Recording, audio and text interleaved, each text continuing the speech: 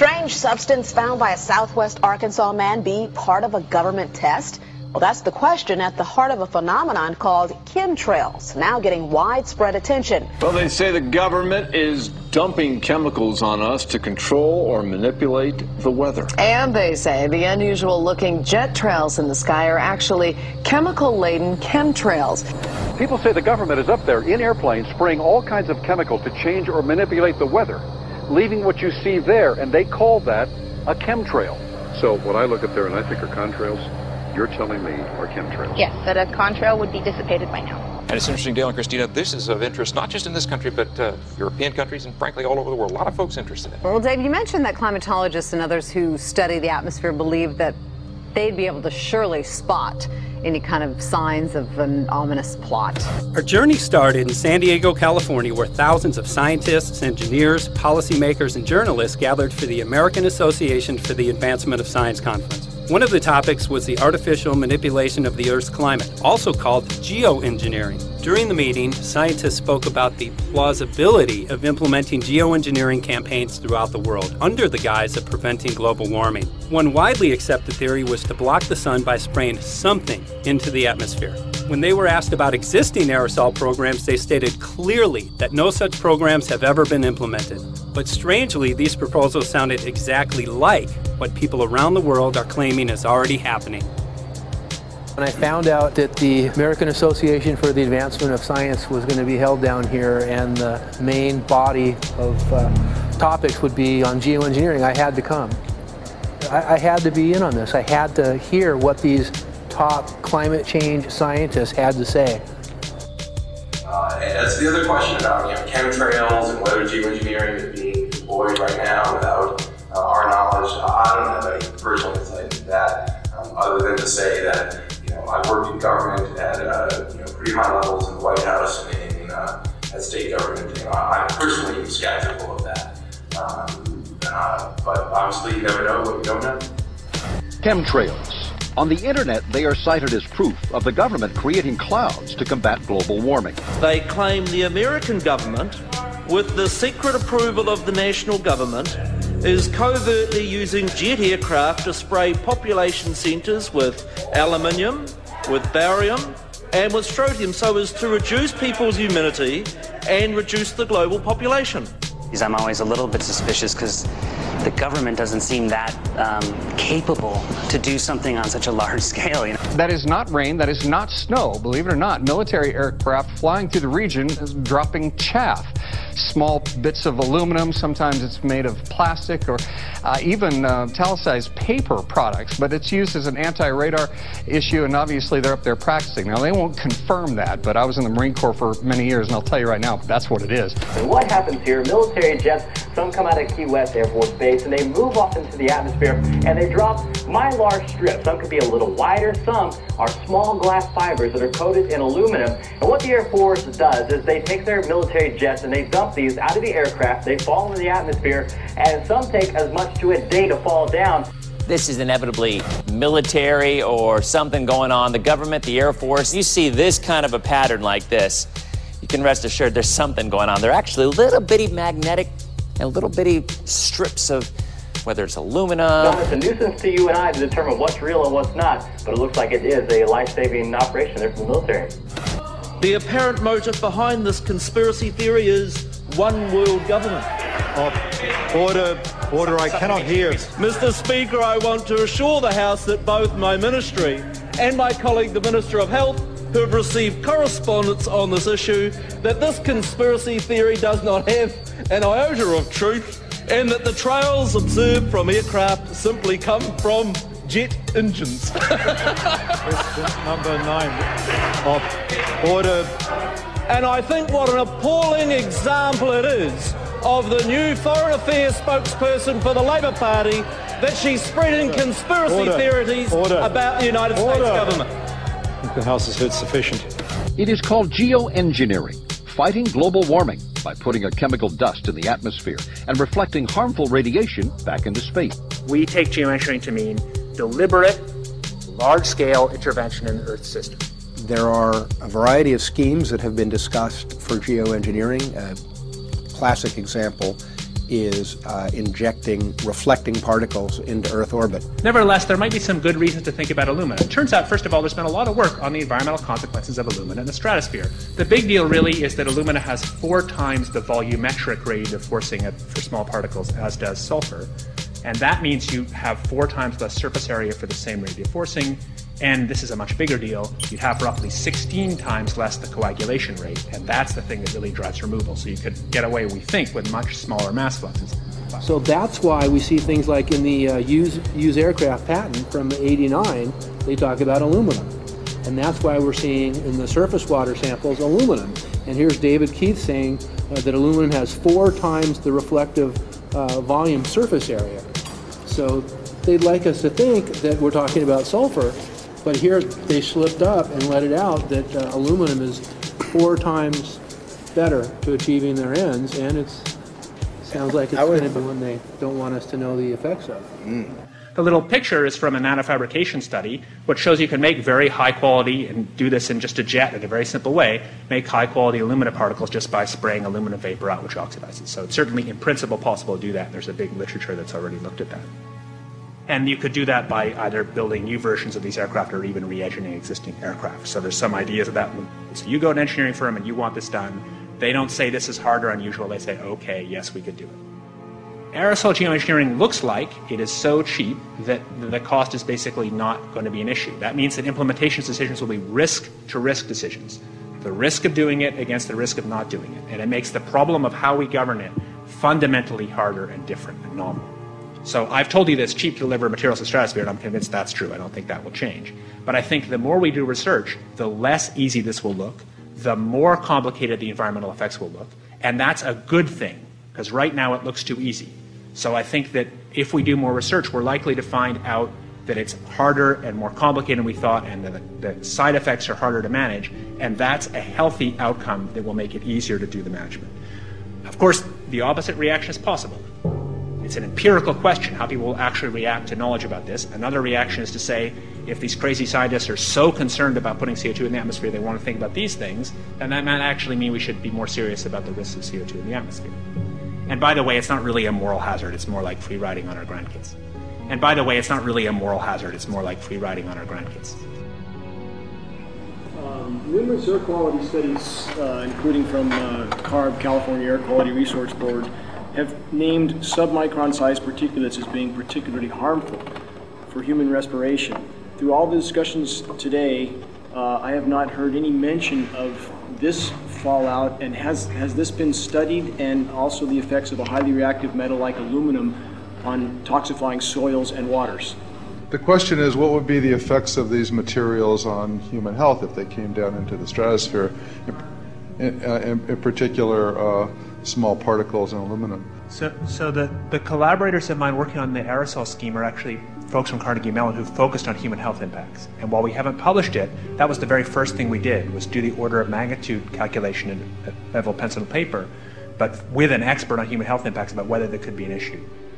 And for aluminum or other particles, there are a lot of toxicological things that need to get looked at seriously.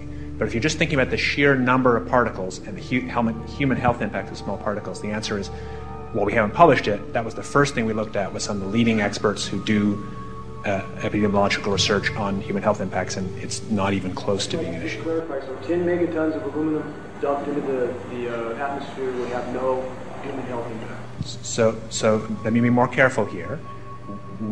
To separate out the toxicological, so the alumina we've only begun to research and published nothing. Alumina we've only begun to research and published nothing.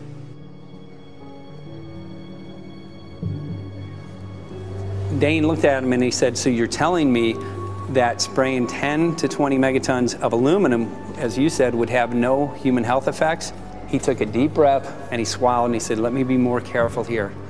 We haven't done anything serious on alumina, and so there could be something terrible that we'll find tomorrow. We haven't looked at it. And that, for me, that was the whole main point of what is going to be coming out to the public. It's the damaging effects of aluminum that are being found around the world in massive amounts. Here's David Keith confronted on this very issue, and he looked, at that point like they just let the cat out of the bag. Mm-hmm. we haven't done anything serious on Illumina, and so there could be something terrible that we'll find tomorrow we haven't looked at it. They're proceeding because they have an agenda that's separate from trying to thwart this crisis of global warming. You know, there's obviously several other objectives, whether it's depopulation, control, weapons aspects, communications aspects, all kinds of things, you know, wild cards that we know nothing about. We don't really know, and I'm not going to attempt to speculate on exactly what the agendas are, but we can see clearly the agendas are not benefiting mankind. You know, it's benefiting the agenda of the elite.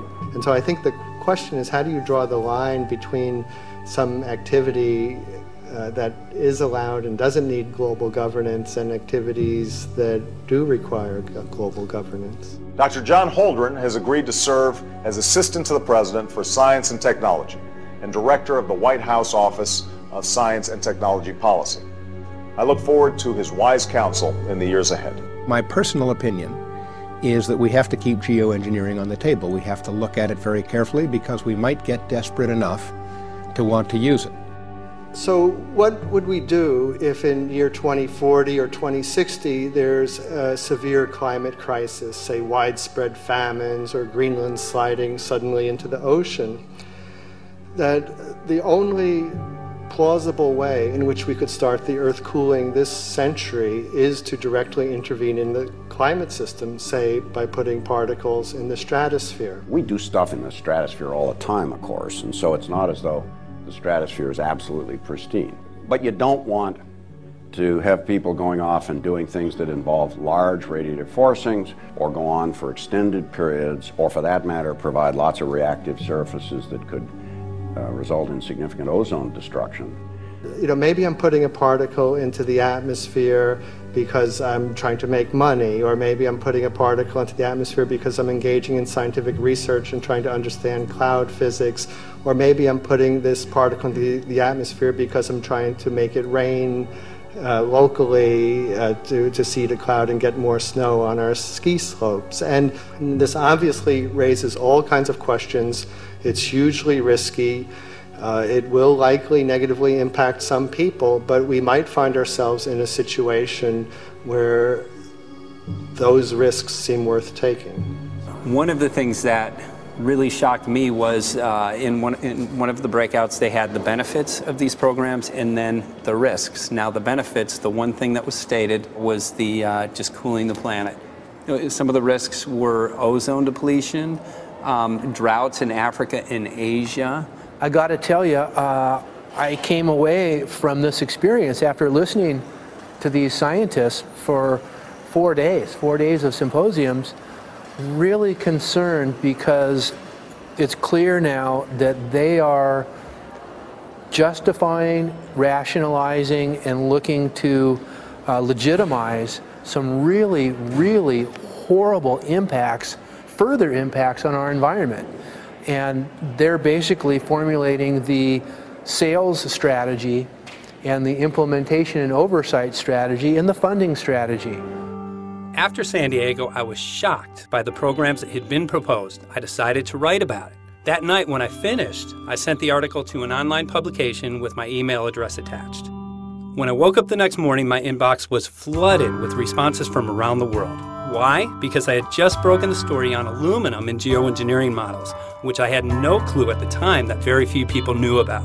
Now this metal, aluminum, is being found in massive quantities way above normal levels all over in rain, in soil, and in snow. After that, the calls started pouring in from people who were desperate for someone to investigate. That was the fuel that started the film. Before we started filming, we had the opportunity to sit down with one of our favorite authors and documentarians, G. Edward Griffin, to find out what he knew about the subject. I'd like to talk for a minute about an issue that's getting more and more attention. That's the issue which scientifically is called stratospheric aerosol geoengineering, also called the chemtrail issue. I'm very aware of the chemtrail versus contrail controversy. As far as I'm concerned, it's an open and shut case. I have been watching the development of jet travel from its very beginning. I used to live near the Los Angeles airport. Remember when The first jets came in and landed. Man, they made a big noise. We never heard a noise like that before. And we used to go down and sit at the end of the runway and watch these jets come in and take off because it was a novel experience. I've been watching jets all my life, and I know about jet contrails. I've watched them. They're vaporized moisture, ice crystals, and they get out there in the atmosphere, and then they effervesce and evaporate and then disappear, and you can see them. Plane moves along, and the little white trail follows right behind it, and usually about 10 or 20 lengths of the plane or thereabouts, and then it's gone. And you can still see them that way, by the way, once in a while. So there goes a contrail. These other things we're talking about are not at all the same phenomena at all. These planes go by, and they billow out this white smoke, and it covers the sky from horizon to horizon. It doesn't dissipate at all. And they crisscross each other. And you see this thing cover the sky and turn it milky, and then people start having trouble breathing, and then you hear stories about the aluminum and barium deposits that they're picking up and the residue. And you put it all together, and I don't see how anybody who's got their eyes open and their mind open can come to any other conclusion but that somebody is spending a lot of money and effort to spray the planet. The question is, why? I have my own theories, but I hope that there will be some good investigative reporters go out there and get us the answer. I know that whenever it's finally discovered, and it will be, the people who are doing it will undoubtedly say, oh, well, we did it for you folks. It's for the greater good of the greater number. It's for the society. It's probably to prevent global warming. Or maybe it's to inoculate people against some kind of a dreaded biological attack. We can't go around shooting everybody in the arm, but we can spray them and save their lives. You see how good we are? We're doing it for the benefit of society. I know they're going to, whatever it is, they're going to say it was for your good, but mine. Think if we had the ability to steer hurricanes, and the hurricane was going to slam into New Orleans.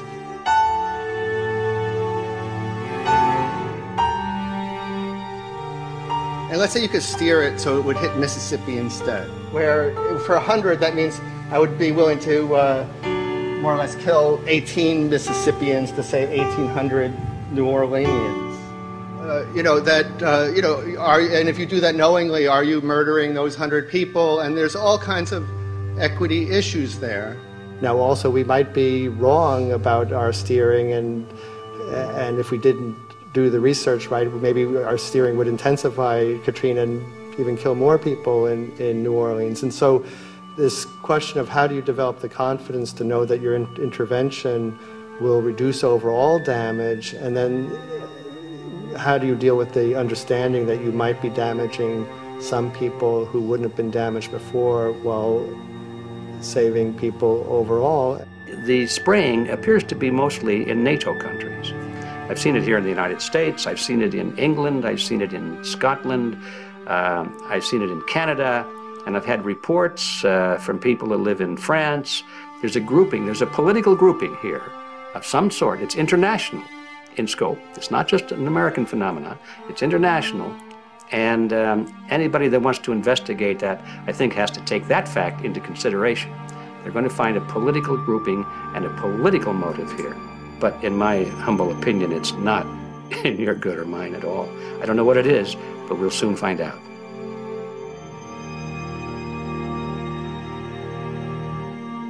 I'm sure that if you follow the old advice, which is follow the money, you'll come to the answer sooner or later.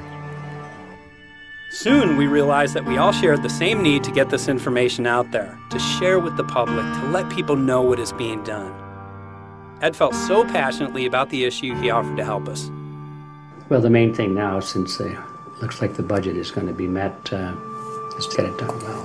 We don't come off the tree knowing any answers at all. Yeah, we're not scientists. We're just asking questions, exactly. And we've got to be very skeptical about the answers. That's it's totally accurate, totally honest. Why can't people see this? They're not hearing it. They don't know that the facts are not being presented to them. We're very lucky, you know that? Look at this opportunity that's been dumped on us. I know. Opportunity. It's, well, this is going to... Yes. It's This is going to be a battle, I know that. Challenge and a battle, but I mean, why are we here if it's not for that? We're going to go to a short break with DJ Foxy. I go to get hold of Morrow, so it's going to be you for the moment. I'll call him again. So. Sounds good.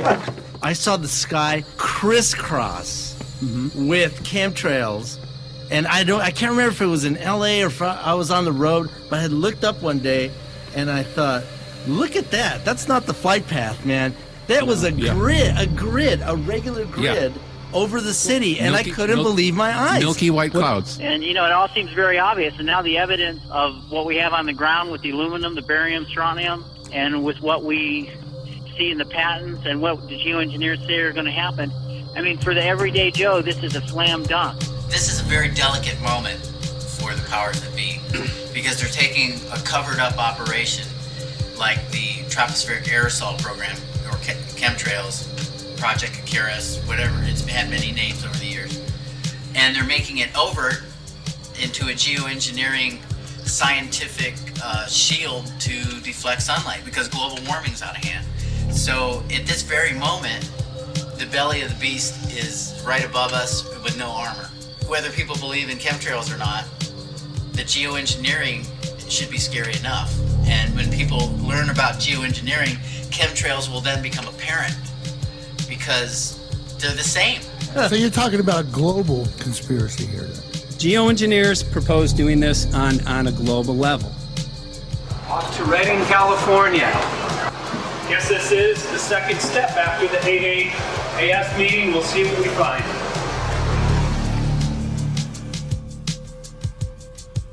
Right here in Northern California at Dana Wigington's house, he owns over 2,000 acres overlooking Lake Shasta. He told me about some of the challenges that they're having up here. Let's go and talk to Dane. We'll see, what's going on his property. We'll see what he's going through and also what action he's taking based on the test results that he has.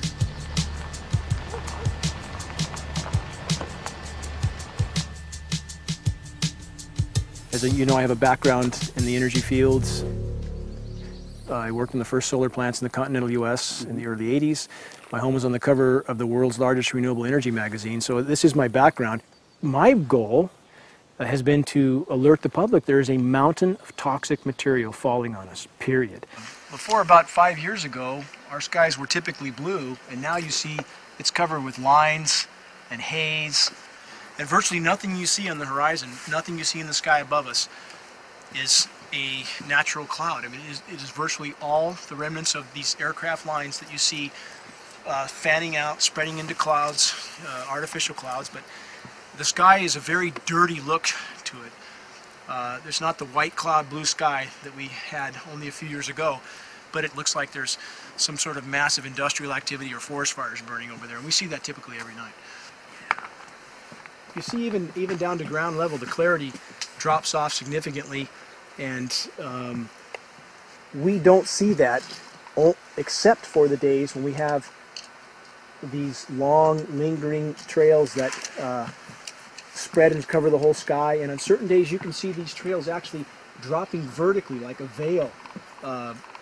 We assume the particulates are descending, and we have the tests to prove that we are being inundated with levels of aluminum and particulates that are literally tens of thousands of times what would already be considered high. So we're not talking about exposure to a slight percentage higher of these toxic materials.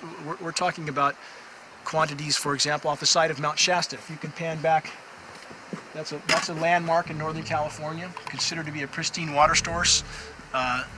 Aluminum or snow sample off the side of Mount Shasta tested 61,000 parts per billion. This is just ordinary snow water, and people are drinking this stuff when they're hiking on the mountain.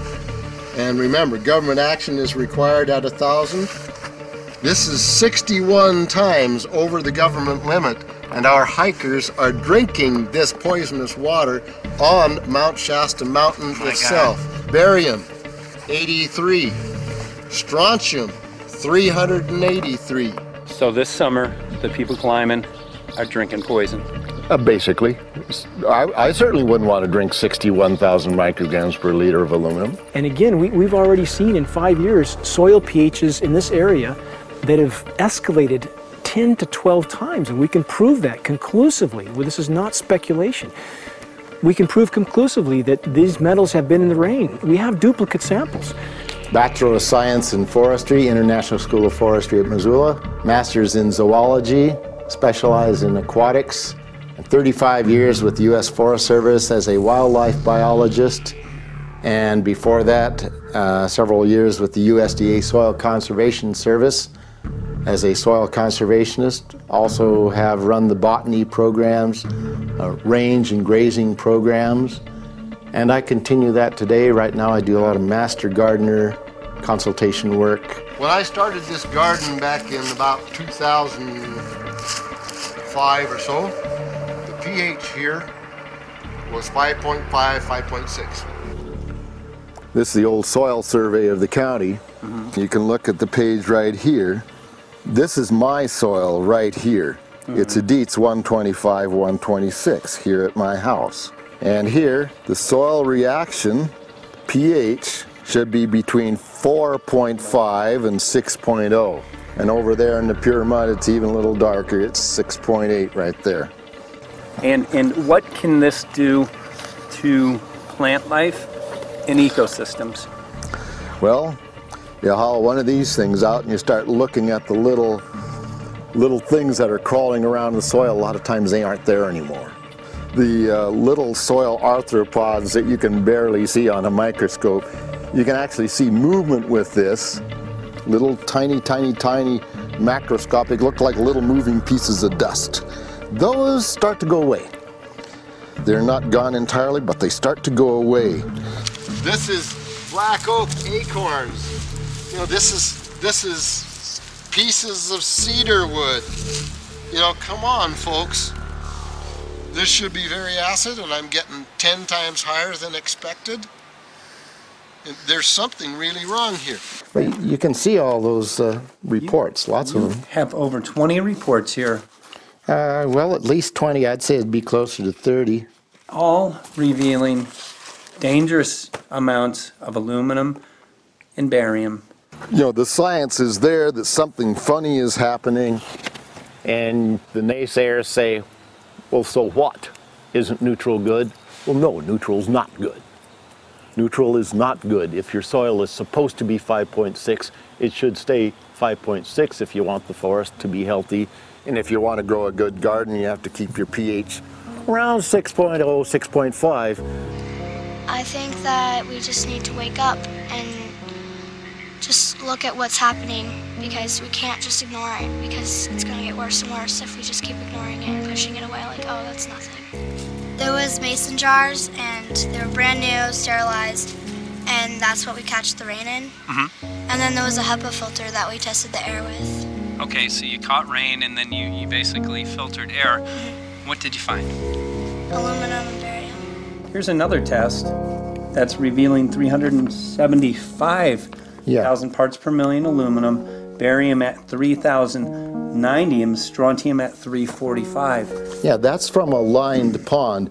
With EPDM fish-safe pond liner. There is no chemicals, manufacturing materials at all in that pond liner that's available to the aquatic life. It's designed for that purpose. The well that feeds this pond has been tested and retested. ND, no detectable aluminum, 0. The only other place this pond can receive water is rainfall. We are located on a filtered, forested hilltop, miles and miles and miles away from any industry, highway, and so forth. After several heavy spray days, there was a film that we received formed on the surface of the water, and we tested that crust, and it was aluminum and barium. That after a year and a half's accumulation had 375,000 parts per billion of aluminum in it. It's literally toxic. We can say conclusively that what we see in the sky matches expressly what's outlined in numerous patents, and the materials on the ground match those patents. This material was not there 5 years ago. It is a recent phenomena in the quantities it's in. It has escalated in some cases 50,000% in 5 years in the case of aluminum. From our original baseline reading of 7 parts per billion, which was already high, it has escalated up to 50,000% in 5 years. And we've seen profound changes in that time. Dr. Leonard Time, PhD in chemistry, I cross-checked with him And he says the oxides of aluminum, barium, and strontium will drive your pH into the coastal, from an acid soil like this up into the neutral. There's no question about it. And that's exactly what you see happening. Wow. I have a doctorate in inorganic chemistry from Oregon State University, in which I was working with different metals and oxidation states, and then did a postdoctorate work at Brandeis, where I was working stabilizing off oxidation states of different metals. The goal is to sort of figure out how everything fits in the dynamic equilibrium of life. I was working with Francis up in Mount Shasta, and he showed me some rainwater analyses that had to do with levels of aluminum, strontium, and barium in the atmosphere. So I feel the major toxin in these chemtrails is the aluminum. And from the levels we were looking in at Mount Shasta, this is totally, totally unacceptable. When you get to metals and biological systems, you're no longer talking about the bulk aluminum that people think about when they're drinking from soda pop cans and that. So once it gets to the aluminum oxide stage, it just forms a plaque within your arteries and shuts down life. When you take elements that normally aren't out in the environment and you start putting them in the environment, it raises some serious red flags. Aluminum is a very specific, nasty and biological systems. It takes that site and it never lets go, and it shuts down the site, and that's it. And so as you accumulate aluminum over time, it causes major neurological damage because it ends up as aluminum oxide that's essentially stuck in place and can't be flushed out by normal systems. At the core of everyone's condition, there's always some level of toxins. And aluminum is known to have cancer-causing effects. The half-life is decades. I think that we should be working on taking more of these toxins out of our environment instead of adding more toxins in. It's very concerning that if we add more toxins to our environment, that will be increasing the rates and risks of cancers. Even one patient is not worth it. So sad that they would consider putting aluminum in our environment to affect something when they could be causing so much more damage. Wherever the material is coming from, it is there. The amount of metal falling on us cannot be disputed. Absolutely, this is not speculation. The amount of metal in the last 4 years, as I said, have increased to a degree of thousands of times, and California Air Quality Resources Board has studied the aerosols from China. These metals are not amongst them. Mike, the reason I've chosen to focus so primarily on this issue is I feel all other issues are secondary. What could be a greater priority than not being able to walk out your door and take in a breath of air without sucking up heavy metals? If our land base is being poisoned, if our waters are being toxified, what will we have left to work with? Whatever we choose to focus our time and energy on, whatever our political beliefs, that this is a common ground for all of us. We must have air that we can breathe that's not full of toxic chemicals and metals. We must have water that's not completely laden with whatever is being emitted from these aircraft.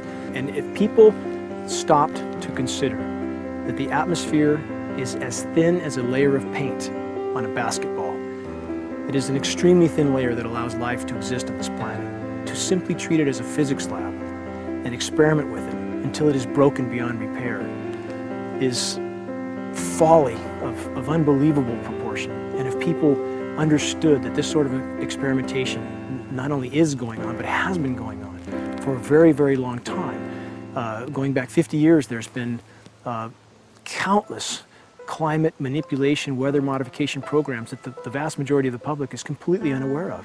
And if they think that this is not true, that certainly that somehow they would have known if it was occurring, I would ask them to look at things like Agent Orange and the things that governments do because they can, because there's no one to stop them, because they have these huge military machines that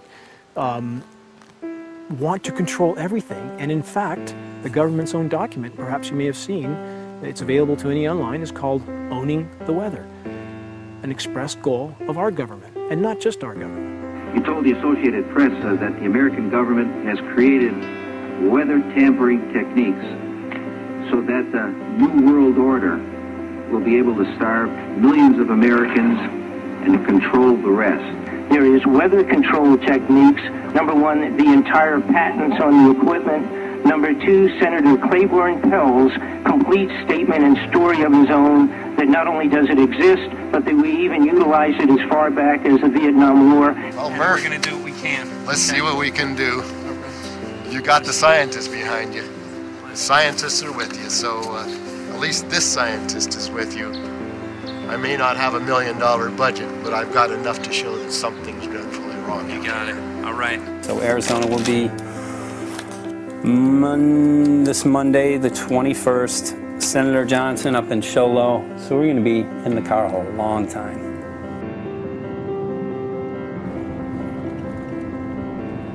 Well, it is such a pleasure. This is such an excellent place back here, I'm telling you, this is Michael. But you know what? This is great. We love it. It's so private and it's so quiet and peaceful. And please come in. My name is Karen Johnson. I served in the Arizona State Legislature for 12 years. I was in the House for 8 of those years and in the Senate for 4 of those years. When you see a plane fly overhead, there's a trail that leaves the end of that plane, and it goes from one horizon all the way to the other as the plane flies across, and it begins to filter out and cover more and more of the sky in kind of ripples. It widens out and fills the whole sky. I mean, how could anybody think that that was the case? And then to live and to be underneath that and know that whatever is in that is falling down upon you and upon your animals and upon the earth. And I mean, it's frightening to me.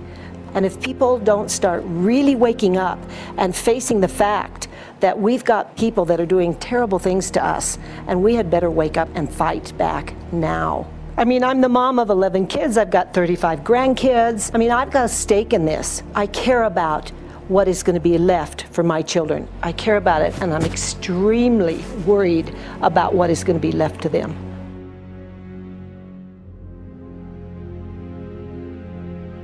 Aluminum is toxic, and we know that it's accumulative.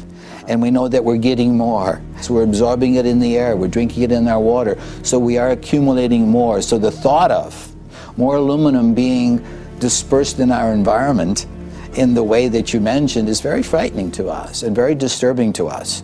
Those of us who have done any research on this are really quite concerned that we are ill-informed about this issue, and mostly that it's being done.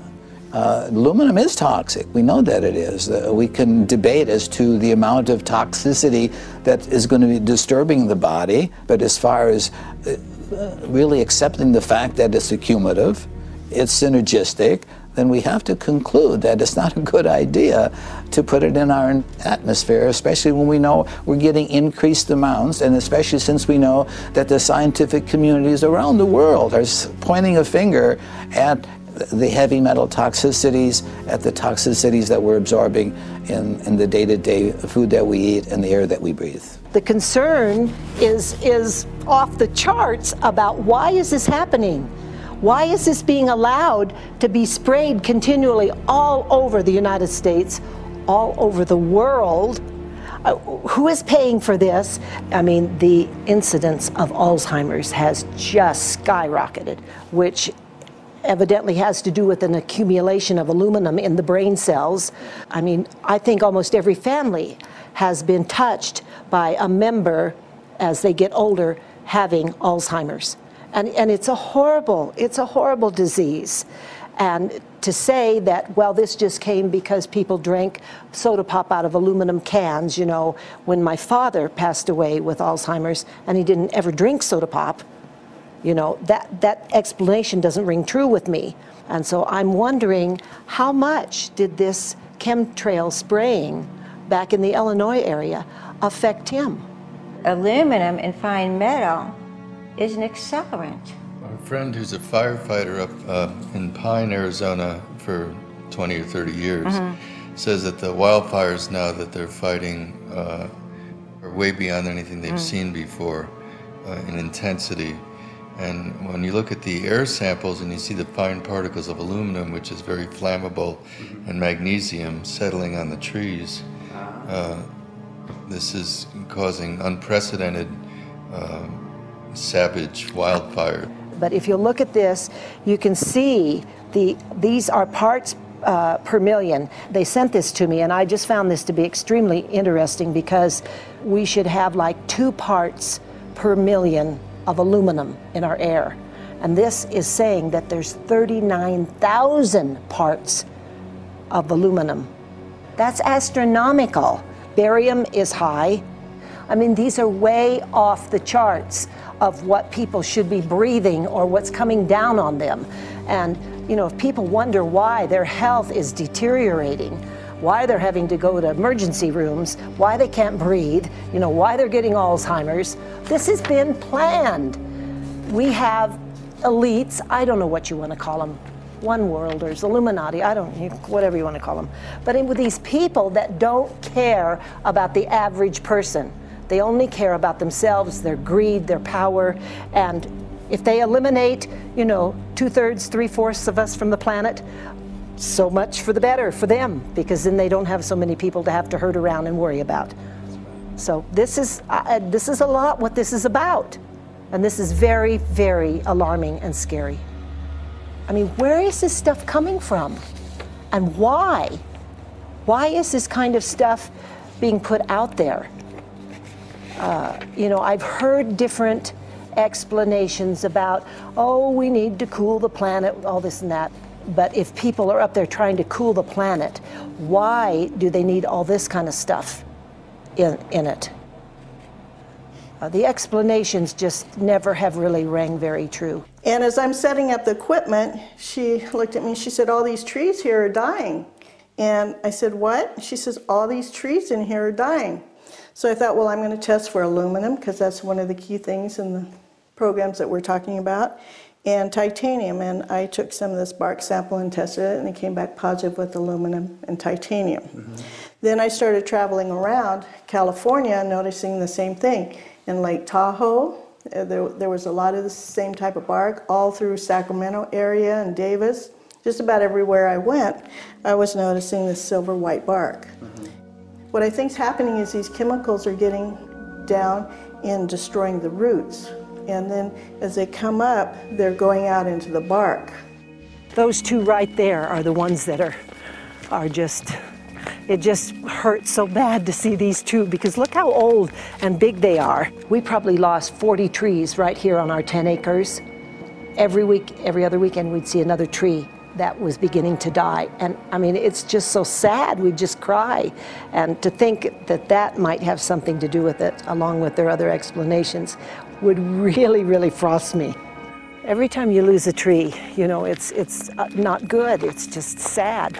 And there's another one over here in this little group of trees here. Don't you feel better when you stand up and fight than if you crawl down in a little hole and go to sleep? You know, I mean, my gosh, people, your families are out there, children are out there, your grandchildren. I mean, you've got to do something to help.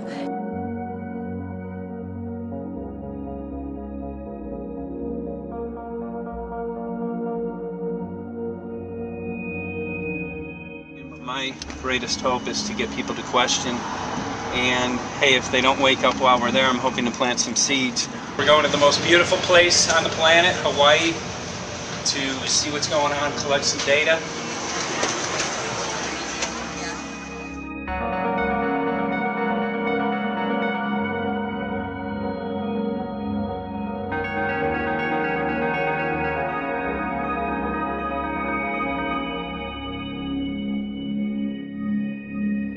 Thank you for having fun with us. Hope you enjoyed the trip. Have a great vacation and welcome home if you're lucky enough to live here. Thank you.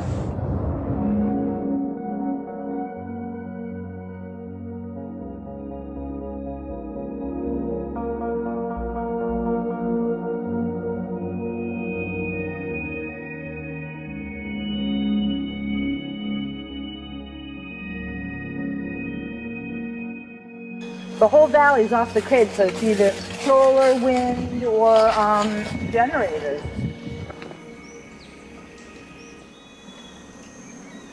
Look at this, man. Yeah, the mind can't even conceive of a dream of this. Right. Yeah, right. Even coming here, and one would never think, you know, in paradise that it's getting destroyed. And they're doing it island style. They do it off the island, right? They do it off the island, so they don't, you know, you don't see the chemtrail airplane. The theory is that they're spraying offshore, and it's coming in on the. And it's coming in. Now these are coming from the west. They're also spraying on both sides today. A lot of this stuff is actually chemtrails coming this direction. There's material that's blocking. We should be able to see to the horizon, you know, where the Earth curves, because we're high enough and we have the ocean, right? So we should be able to see. We should be able to see the Big Island. It's only 30 miles away. And you can see it's not a blue sky behind it. That's the key. It's all, you know, has that kind of weird looking blue, like silver blue, I call it. And this is a nice day. You know, there's no more blue sky. The night, we're gonna look at the stars at night, and it's like, you'll see, you can count them. There's so few stars at night now. There should be hundreds of thousands of stars, and I can count the stars. There's like one here, and one planet here. It's like, you might see, some nights you'll see 100, some nights you'll see 10. This is what concerns me, this kind of stuff right here. It's just soft. Okay. This just comes right off, this bark. That's not natural. For I've seen hundreds of thousands of coconuts, and I've never seen it falling apart like that. Look at this, you guys. I've never seen anything like this.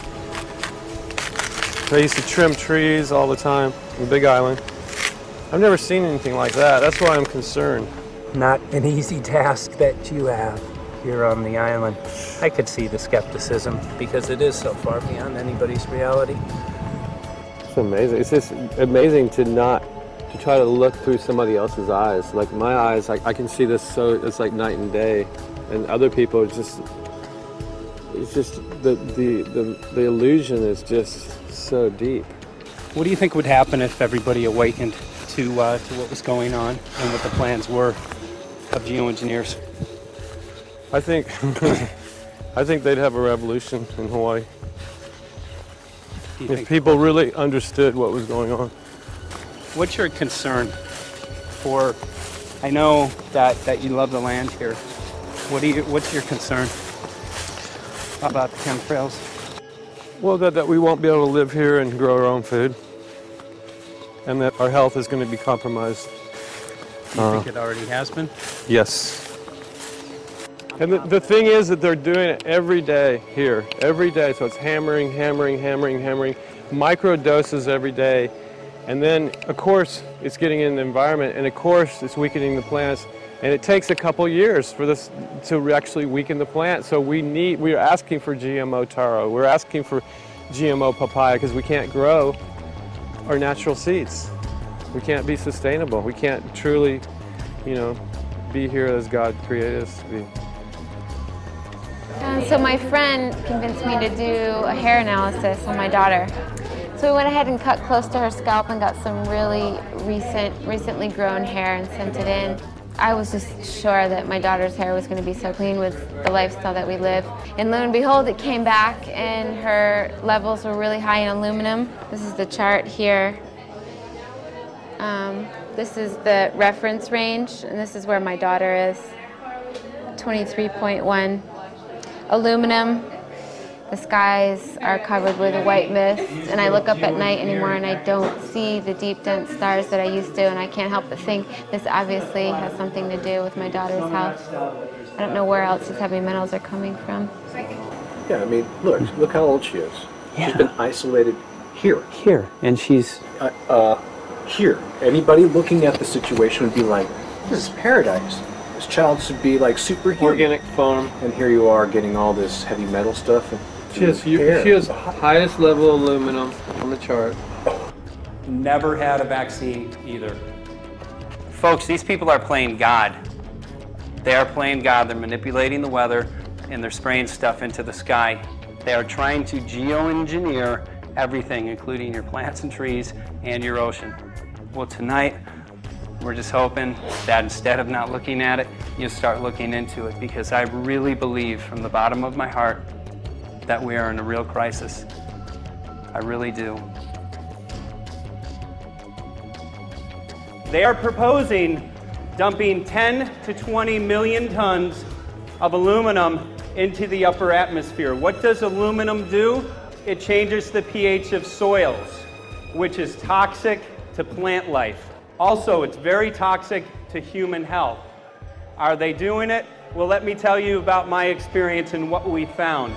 We have much evidence that not only suggests, but I believe prove that they are happening.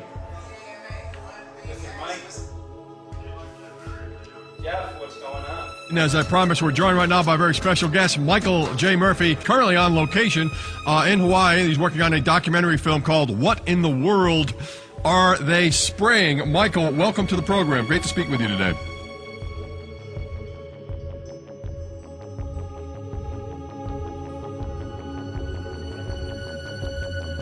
I had a friend who recently, he's always looking at things from a different perspective. He's a bit of a conspiracy theorist, you know, and he says that whenever the president comes to LA, there's no spraying that week. Could you have a better place for an interview? I mean, look. Well, this is being done over our farms and over our things. So basically, they want to eliminate our ability to eat organic food, have clean water. So in some ways, it sounds to me like, and you know, again, it's just a projection, but it sounds to me like this is control. How do we control the masses? Yeah. How can aluminum be good for you in any? And what was the second chemical you mentioned? It's barium. Barium aluminum. Obviously, those are toxic to everything. To human health. To human health, to farms, to animals, to everything. 61,000 parts per billion. And there should be a government alert at 1,000? At 1,000, people are drinking this. People that climb the mountain, they're drinking that snow. It's poison. Oh my God, that's so disgusting. So that's 60,000 times above regulation. Exactly. 60,000 times above regulation. And I've talked to friends and they're like, well, that's just ice. That's just condensation. And I'm like, you can talk to a second grader. Ice doesn't float in the sky and spread out that way, you know? You're not an expert, but you're a concerned citizen who said, wait a second. Who's actually doing the research. Yeah, you're doing the research, and that's what we need to do as Americans and say, you know what, I want to know what's going on. I want to know what the FDA is doing to my food. I want to know what the government's doing with my air, my water, and the soil. And, you know, it's just great what you're doing. And I just, my kudos to you for bringing light to this subject. Put all of the theories aside, just what geoengineers are proposing and what's being found is scary enough. So we can just address that. And I encourage more people to just step up and ask questions and do what he's doing. So thank you, Michael, very, very much. Aerosol spraying aluminum affects everywhere, and we have a beautiful tropical climate which I believe might be in jeopardy. So we wanted to not only come and bring the message of what people were finding around the world, but encourage people to test for the aluminum, strontium, barium. Essentially, I think it was an effective trip. I saw a lot of people here in Hawaii, in Maui, awake and not only curious but willing to look into this deeper, and that's my only hope.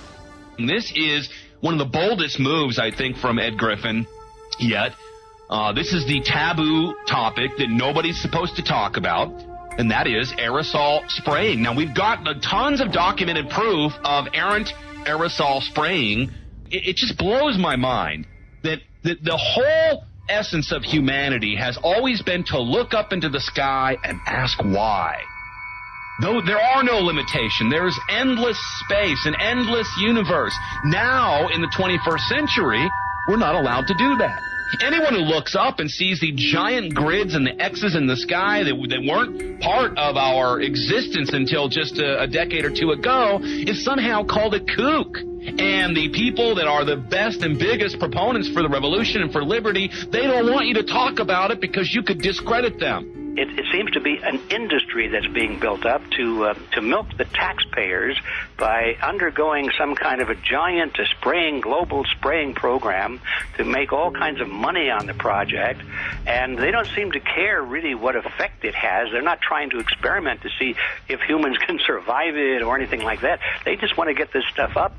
And then we discover, as we're going further down the line, that there are companies generating genetically modified organisms, or seeds, modified seed crops they're being engineered to resist the aluminum in the soil.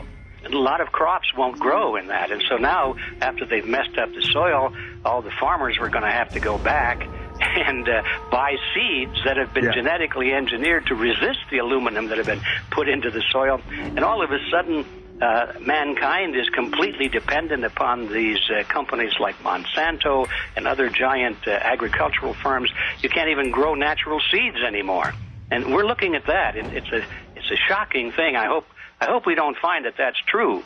But all the arrows right now are pointing in that direction. We get into cost-benefit analysis here because there's also HARP could be involved in this. Geoengineering, as you guys mentioned, which is documented heavily in Dennis Kucinich's bill, that is the Space Preservation Act, which, by the way, I don't think got through Congress. And then Kay Bailout, as we call her here, Kay Bailey Hutchinson, also put together some legislation in order to qualify geoengineering, which, again, is supposed to save us all from global warming. But it is cost-benefit analysis because they can benefit on so many different levels. Ed, that's how they do everything, isn't it? That's right. And, there's an old adage, if you just follow the dollar, follow the buck, you get to the source of the problem. And it looks to me like there's a tremendously profitable industry being built up right now around this concept of geoengineering or weather modification or reducing global warming and all of these other things that can be sold fairly easily to an unsuspecting public. They all say, oh, well, that's good. We don't want global warming, And so they put up with this, and they don't question, they don't criticize. But behind the scenes, you see a whole industry being built up, which is, as I say, tremendously profitable. And the money for all of that is coming from the taxpayers. And it's a scam is basically what it is. We're just focusing on the one area that is real easy to prove. There's no speculation in the area that we're going into. They definitely are doing this geoengineering. They definitely are talking about it. They're working up formulas for it. They're putting together strategies for it. They've got funding for it. Everything is in place. We don't even have to go into those other areas to make the case. Okay, let them believe that, but at least they must understand that there's no question that they're talking about it and planning to do it. And so shouldn't they be equally alarmed about what they're going to do if it can be shown that barium and aluminum and some of these other toxic metals are very destructive to the planet and destructive to human health? Isn't that enough? How many issues do we need to crank into this? And so, if you're going to kill the planet and kill the population, do we need any other reason to be alarmed? What in the world are they spraying? Thank God people are asking this question. That's all we want. We just want to be able to ask these questions. Our good friend G. Edward Griffin, all these years, Mike Murphy and Paul Wittenberg are doing this great effort with your help. This is a community effort to get people real information. What in the world are they spraying? Any final quick comments before we're out of time? And my only final thought is that we asked the question, what in the world are they spraying? And we now know what it is. And folks, you're not going to like it.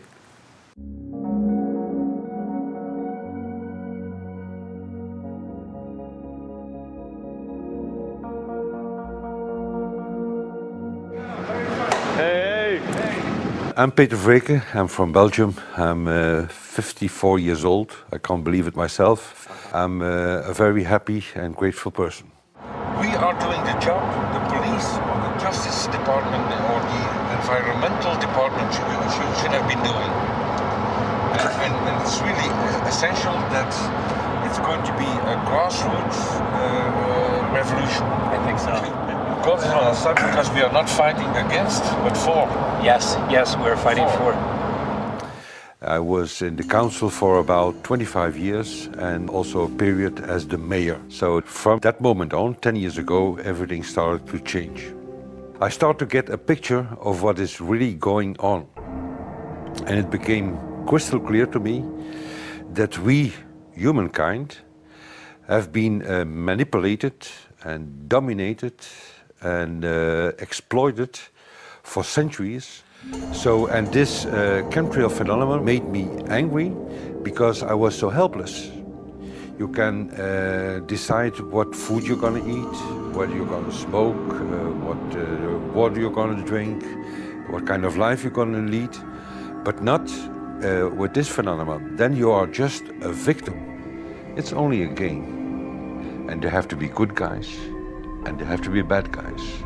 And luckily, we are in the position to be able to play the role of the good guy who has the chance and the opportunity to overcome.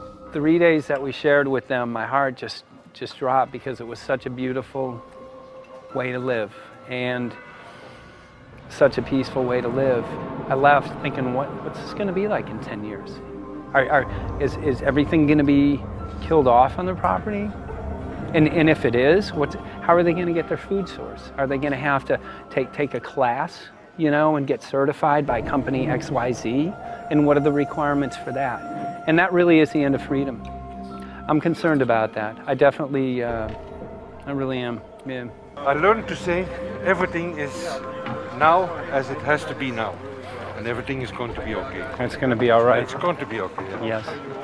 I have this deep feeling that in the end we will prevail because we have the right on our side.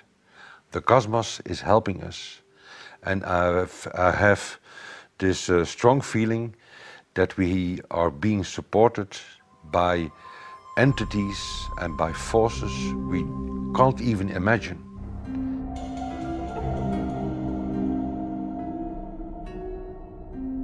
Here for the first time we have this scientific proof that we are being spread. We are being spread, and it's incredible and it's hard to believe, but we are being spread. I think at this moment to stop is not an option. Once you know it and once you have a tool like this and an opportunity like this, that the issue of chemtrails or persistent jet contrails or whatever name you use for it, that this phenomenon is recognized as being real, publicly debated on. In the context of geoengineering, I think it's high noon to bring this to the public. This is what the sky is supposed to look like. These are old paintings. We forgot this, I'm afraid. In the years that I have been a medical research journalist, I have looked at many, many things, and I found the same three issues in whatever I'm looking at. And that is that we are being dumbed down, we are being made sicker, and we are being made infertile. Citizens gathered from around the world in Belgium for the first International Chemtrail Symposium. The event attracted leading professionals, politicians, and activists who discussed the health, environmental, and social implications of these programs. Today it's only going to be about facts, documents, figures, patents, licenses, everything that brings us to the truth. We have no other weapon against this vast complex than exposing and bringing their dark works in the light of the truth.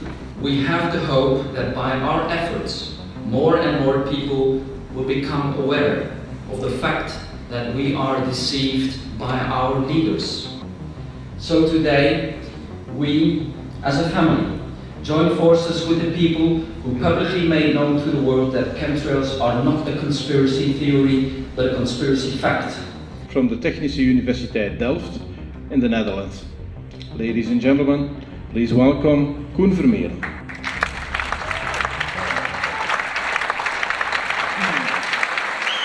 Well, I'm Koen Vermeeren. I'm a university professor of Delft University of Technology. Usually people are with their heads to the ground in their own two-dimensional space and they don't look up. But if you do, you see more and more spaces like this. And it worried me too. I have no explanations to our students about these phenomena. And then I studied it myself and I found out that I couldn't give them the answers they wanted, because I think that the phenomenon is not natural. It's not natural what is happening, and the explanations that are given to us are not enough for me.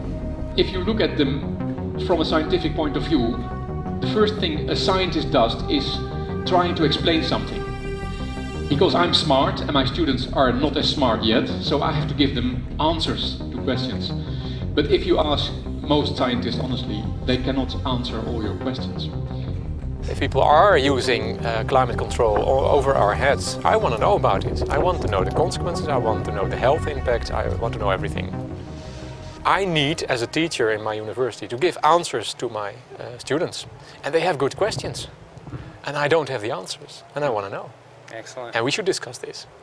Ladies and gentlemen, for here you in the auditorium and for all over the world, Michael Murphy.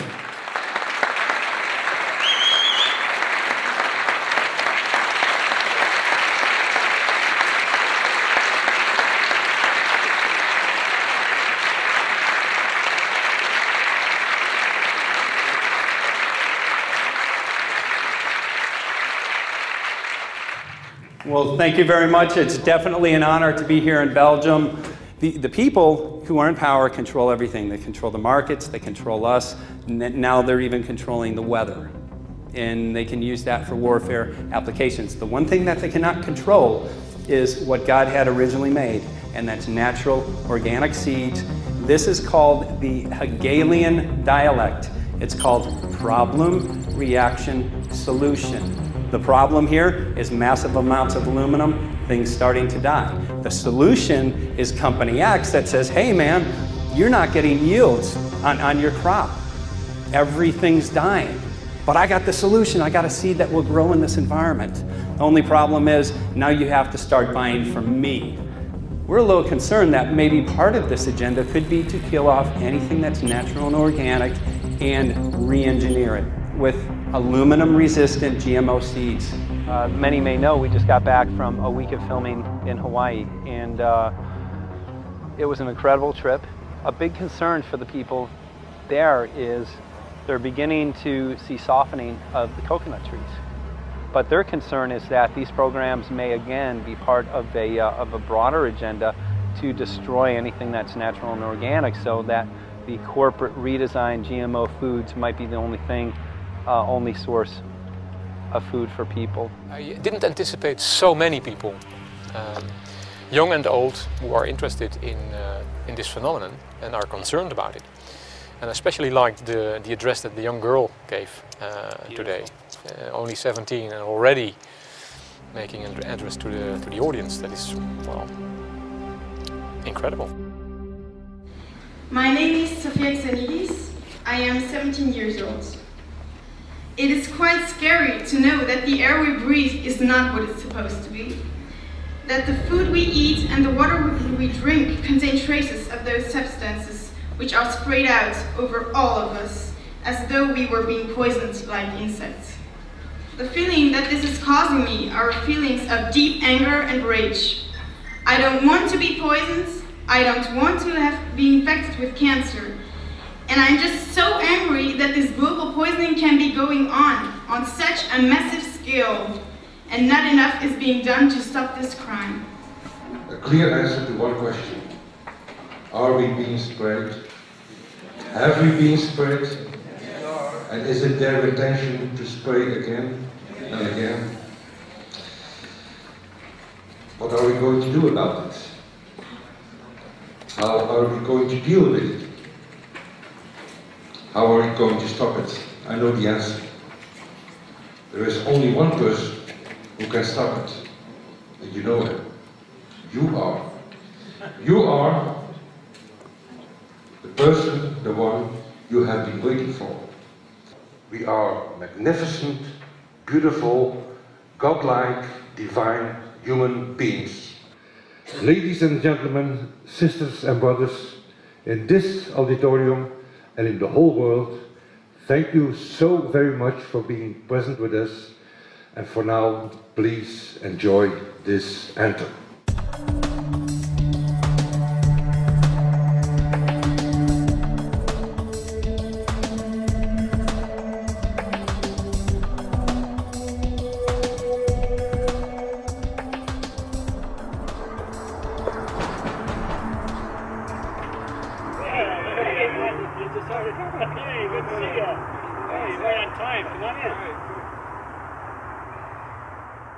So, anyway, I'm glad that the weather's been good for you fellas so far. Just think if we were doing this in the wintertime, you might, if you're going to Washington, D.C., you might run into snow. Thank God we're not. That's right. You know, it's interesting because of the different weather modification programs. There's something like, I think, right around 32 in the continental U.S. alone going on. So the theory is that geoengineering is in part weather modification. You know, Mike, that's a very good point. There are so many subsets connected with this issue of geoengineering. People are writing to us all the time with information about the connection to global warming and the connection to weather modification. Some people think there's a connection with Morgellons disease. Others think it's kind of a means of transmitting electromagnetic impulses from the HAARP antenna system up in Alaska and Siberia. Boy, it gets your head spinning. And each area, I think, is worthy of investigation, but we have so little time. I think it's wise for us to stay focused on just the aerospraying and the toxic effect of these chemicals and the destruction of the planet and the damage to human health. What more do you need than that to convince people that we have to put a stop to it? So to stay focused, I think, is our mission on this one.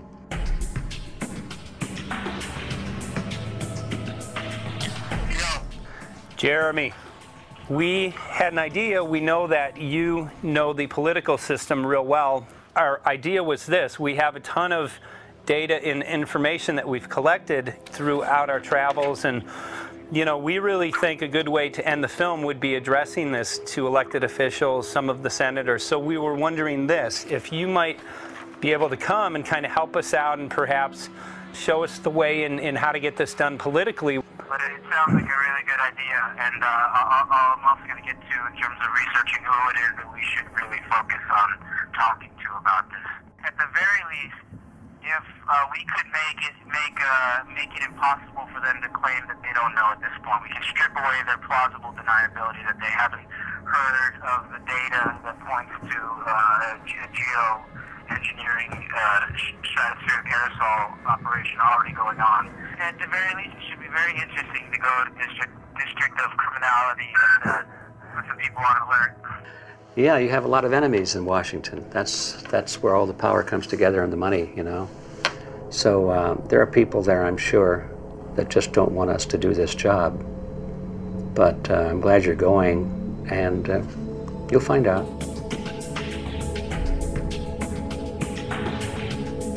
We took the data to Washington, D.C. There we presented our elected officials with the following letter. According to the 5th article of the Bill of Rights amending the Constitution for the United States of America, no person shall be deprived of life, liberty, or property without due process of law. But the daily spraying is depriving all persons living within the United States of life, health, liberty, and integrity of our common and private property without due process of law. As a representative of the people of the United States of America, we insist that you do everything in your power to protect us and immediately put a stop to geoengineering spraying at once. There exists no justification, legal or otherwise, to poison the planet and its inhabitants. Now suppose that space aliens arrived on, maybe they're going to land at the UN headquarters down the road here, or maybe they'll pick a smarter spot. But suppose they arrive and they give you a box, and the box has 2 knobs. One knob is the knob for controlling global temperature, maybe another knob is a knob for controlling CO2 concentrations. You might imagine that we would fight wars over that box, because we have no way to agree about where to set the knobs. We have no global governance, And different people will have different places they want it set. Solar engineering is like chemotherapy. No one wants it. But we all want the ability to do chemo and to understand its risks, should we find ourselves with dangerous cancer. How long does it last up there? The lifetimes are years. What, years? A couple years. And then it what, precipitates out, or Yeah, that's correct. no toxic side effects that we know of? The thing we always wonder about is the unknown unknowns. Yeah. So if you're thinking about, say, the acidification, it's clear that's not a problem. There's several studies that showed that. Right. But of course, the concern here is with so little research, there may be some unknown that comes out of left field that bites us. My name's Mike Murphy. I'm a filmmaker in from Los Angeles. We're covering an issue called geoengineering. Okay, thanks guys. Senator, a quick question about the issue of geoengineering. I'm afraid I don't know what you're talking about. And wondering if you were supportive of geoengineers' proposals of spraying 10 to 20 million tons of aluminum into the atmosphere. I should really get a briefing paper on it before I give an opinion. Oh, not a problem. Are you aware of the issue? Not completely. At all? Because, okay. Do you have a letter from constituents, and people have concerns? Yeah, We're making a documentary about the I don't know. You guys have credentials to be here? Yes. Yes, we do. We pass through security as well. Endowed by our creator. I think so. Please don't touch my properties. You're lying. No, why? What did we lie? What did we lie about, sir? No, we're not. What are we lying about? Lying about what? That was a little unusual, huh? I haven't heard that. Okay. You're not aware of it? And it appears that these programs have already been deployed. You know, I haven't looked at that proposal, and so, you know, why don't you let me review it? I can do that. Are you aware of? Actually, I'm going to go. Yeah. Let me go ahead and get that. I will take a look at this, and I will act accordingly. General, this program, this openly covert program of the aerosol spraying, stratospheric aerosol spraying, geoengineering, using tons of aluminum, spraying it up in the sky. I have no idea what you're talking about. Okay. Commonly called chemtrails, sir. When you were the head of NEMA, did you see the aerosol trails? Mike Murphy, filmmaker in Los Angeles. Hi, sir. And we're covering an issue called geoengineering, and wanted to know if you're supportive of geoengineers' proposals.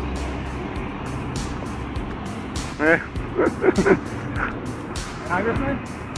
Hey, Congressman. I'm wondering if you're supportive of geoengineers' proposals, which is dumping 10 to 20 million tons of aluminum into the atmosphere. Pardon? Okay. You make an appointment to my office. I'm not supportive of it. I haven't looked at it close, so I don't. Have you heard of the issue? Because it's becoming mainstream in public, and there are actually congressional committees which are being formed to talk about these programs. Mm-hmm. Yeah. Well, I think when we drop anything into the atmosphere, we should know prior to the effect of that, right? Yes. And if we don't have the knowledge as to what the effect will be, we shouldn't do it. I think there are 4 different options for thinking about deployment of geoengineering. The first one would be we just ban it. I would argue that one does not want to get too firm a restriction in place on small-scale studies early on because it'll tie the science hands. I think what the science community ought to be trying to do is say, you do small-scale stuff inside this space, and it's a scientific question what that space ought to be. There shouldn't be a lot of oversight and restriction. Congressman? Excuse me. Hi, I'm Mike Murphy from Los Angeles, covering an issue called geoengineering. These guys are running from the geoengineering issue. I wonder why. I'd have to talk to my staff. I don't know what the details on that are. Have anyone made you aware of the issue, or? Sir? Congressman, your committee talked about geoengineering last November. Are you in support of those proposals? I'd love to give you a paper. Geoengineering? You know nothing about the geoengineering issue? practice. Never heard of it. They call it geoengineering, but yeah, I never heard of it. It's nothing I've ever heard anything about. When we looked up in the air today outside DC, we saw this stuff going on. Quickly, have you heard of geoengineering? No. The proposal is to shoot 10 million tons of metals into the air. This committee, Science and Technology, covered it for the first time. No. No, I've never heard of it. So we were very concerned. How you doing? I'm fine. So what? We spoke with Congresswoman Watson's office, and her press secretary, Ms. White, was familiar with Representative Kucinich's Space Preservation Act, which mentioned chemtrails and the weaponization of the atmosphere in space, and then it was pressured to be taken off the bill. Did you see the aerosol spraying going on today over the Capitol? Congressman? Geoengineering carries with it a tremendous range of uncertainties, ethical and political concerns, and the potential for catastrophic environmental side effects. He's not one to do interviews very often, so not unless we usually really pressure him into it. Okay. So don't, all that is, don't hold your breath. As chairman of the Committee of Jurisdiction, I feel a responsibility to begin a public dialogue and develop a record on geoengineering. We want to know if you're supportive of their measures by spraying 10 to 20 million tons of aluminum into the atmosphere? No, I think we need to have more research. Okay. And about the issue of current deployment, there's literally a mountain of evidence that many people believe proves the deployment of these programs. Any knowledge of that? No, there's certainly not a mountain of evidence, but I do support research into geoengineering, and I also support looking into the international governance of that. Okay. I hope anybody that has studied it knows, at least I think, that it's a radical proposal, and I hope we don't have to use it, but there may come that point in time where we do. Now, if we could provide you with the evidence that suggests that these programs are and have been ongoing, would you be willing to address this publicly? We've had about 3 or 4 hearings on it. We have addressed them publicly. Well, not about the proposals, but about the current deployment of these programs. Citizens. I don't support the current deployment. I think we need to have more research, and they have consequences that go beyond one nation. And so I think that there needs to be governance to that. Governance is not simply an issue of deployment, but governance before deployment in terms particularly of large-scale scientific fieldwork. I concede that on this subject and in general, it's not popular to talk about global rules. And when these people started talking about the need for UN Security Council oversight, a supranational environmental security enforcement with a strong mandate by the UN, it really was clear that they're looking for a global power behind the manipulation of the environment. But I do think it needs to be sort of an international kind of treaty that does tie and bind all nations into a common fate. It is a common fate. And unfortunately, it's not just big governments that could do this. It is small governments. It is billionaires probably could figure, I'm going to save the world all by myself, and I won't bother to mention it. How do we decide when there's a planetary emergency? Whose hand is on the thermostat? How do we decide when to start it? There's no way to do that right now. And what if we do start doing it, and then by some problem with the technology or with the will, that we can no longer do it? In a year or two, the aerosols will come out of the atmosphere and temperatures will shoot up at a rate much faster than it's going up now. And it's that rate of change that's hard for us to adapt to. So once we start it, we'll be sort of locked into doing it for a long, long time. And so that, and with basically no end in sight. Boeing would pursue this to make a profit, right? I mean, there's financial motivation to do this. Let's see. So let me not speak for Boeing. Is that allowed? Okay. Yeah, well, it is what it is. No, but someday, if the U.S. is going to decide to do this stuff, they're going to look to a company who can do it, and you want to be positioned. Boeing would rather be get it than Lockheed Martin. So certainly we have an industrial base that helps the country take on technologies and large-scale challenges like national defense. And we do that both for a profit motive as well as, I think, as a national service. So I think it would be truly disastrous if You know, we discovered a few years from now that there was a black program that some government had stood up to sort of learn on the quiet how to do this. It's pretty clear you can cool the planet, but you will not and cannot bring it back to exactly the same climate state you started with. So you may or may not, and I expect we'll have a lot of back and forth about how useful it is to ameliorate the risks of climate change. I think there's a good evidence it probably is useful, but we don't know. But it certainly can't get you back to exactly the climate you started with. I think everybody agrees with that. Do you think you'll see deployment in our lifetime? Let me say I hope not. Al? I would agree. I hope not. I hope Very not. preached. Okay. I see this as something like an evacuation plan. That you build big dikes. Maybe that's the emissions reduction to try to keep the flood from wiping you out. But that if that flood should come, that you'd like a plan for what to do in the event of that catastrophe. So I see these options more as a catastrophic response option and not as a way to reduce risk of everyday climate change. You would advocate mitigating consumption of beef as a means of accomplishing your objective? Yes. How would you suggest going about that? You can't. I mean, it's your job to decide what to tax and what not to tax. Obviously, if you wanted people to behave differently, you give them incentives and disincentives for behavior. But I'm sure that's the answer you wanted to hear, Mr. Smith. If only my time had not expired. Thank you, Mr. Chairman.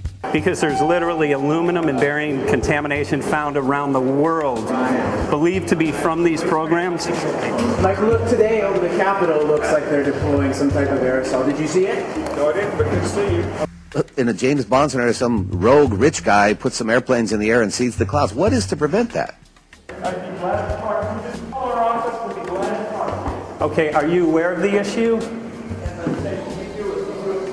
You do it through the... Are you in support of those proposals? What is your take? I don't know anything about it. You're not. I have to get more information. I've got a chair here. Okay, we'll give you a letter on that. Yeah, this is a letter from constituents. Okay, great. Excellent. And many people believe that these programs have already been deployed because mass contamination has been found. Geoengineering programs, stratospheric. Got it. Yeah. Spraying from airplanes. Okay. So what is happening? People from around the world are finding contamination. Let me take care of this and I'll talk to you when I come back. I'll be back. He's here. Thank you very much. We see that even though we might make the average temperature of the planet about right, the rainfall patterns change some from today. And some places become warmer and some places become cooler.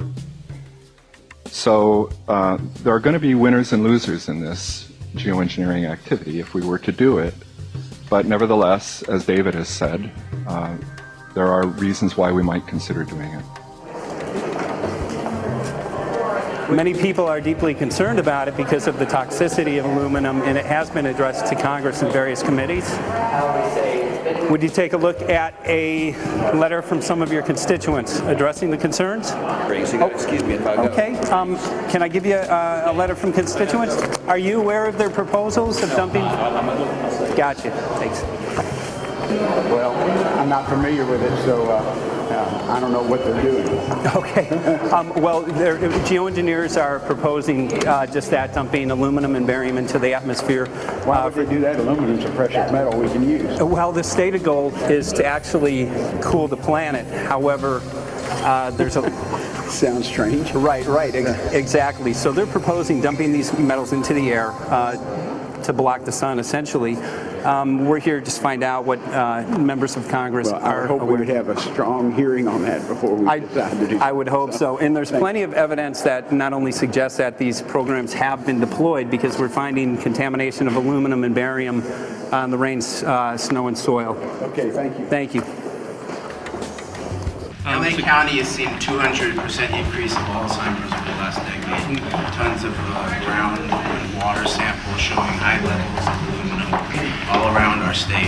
Why don't you give me all the information you have?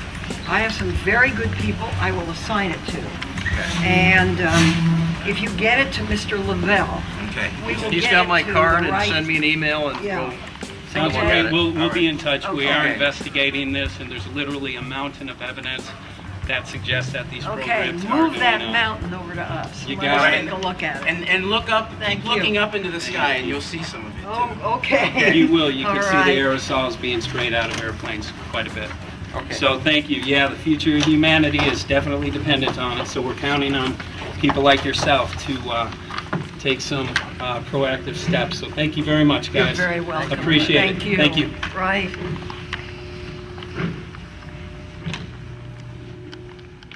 A lot of Congress was running down the hallways to avoid answering any questions, looking for doors in the hallways. So apparently the war is against all of us, and we're all in a hostage crisis. People who took an oath to uphold and defend the Constitution are not only know this is happening, are participating in this. And all of us have a duty to stand up and speak out about it. Why is the water being contaminated? Why is the soil being contaminated? Why are aluminum-related diseases going up? And it's affecting all of us, and thus we all have the duty to stand up and speak out and get educated and stop this. For our own sake, for our children's sake, it is a crucial moment in history right now. The human beings, we need to decide whether to live on our knees while being sprayed and poisoned every day, while being under a continual threat, or whether we are going to stand up and live as free human beings and seek truth, justice, peace, and freedom for all of God's children. So as you can see, we're ending our film here in Washington, D.C. We've made many public officials aware of this. Most of them either denied any knowledge of this, or they simply were unwilling to address the situation with us. So as you can see right behind the White House, we do have aerosols behind us. The spraying has continued. What is the solution? Is the solution here in Washington, D.C.? Clearly, this is one of the solutions, but the solution is not only here, the solution is within you. This issue affects all of us so deeply. So you need to look inside. Please get active, get involved, start spreading the word with growing awareness. About 90% of the population, we believe, is unaware of this issue, which means 90% of the people who normally might do something if they knew are not doing anything because they are unaware. So please look into your heart, use whatever skill you have to get the word out. The future of humanity is dependent upon it.